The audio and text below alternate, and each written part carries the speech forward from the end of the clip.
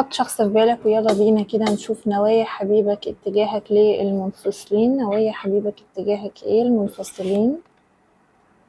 نوايا حبيبك اتجاهك ايه المنفصلين؟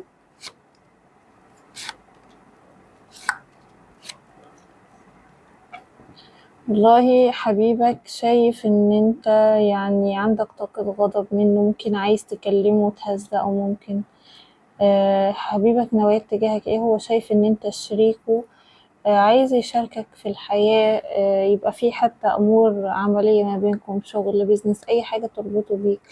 هو شايفك إن أنت جميل قوي ومستقل ومتحرر. الشخص ده يعني فكر بهدوء كده وببطء واتزان. هو شايف إن المستقبل معاك.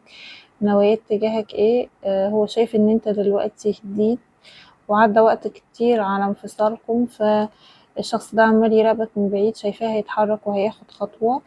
ممكن البعد فيه طاقة رجوع في شهر 10، يعني ممكن خلال شهرين من وقت سماعك للقراءة الشخص ده هيرجع، لأن البعد ممكن هيأخر شوية. الشخص ده عارف ان هو احبطك وخذلك او قالك كلام سيء. الشخص ده عايز يسحب الكلام اللي هو قالهولك ويتراجع فيه لان هو مش صحيح، وممكن قال الكلام ده وقت غيرته عليك او انفعاله عليك، لان الشخص ده بيغير عليك جدا. هو طول الوقت مراقبك و يعني مركز في حياتك الفترة دي.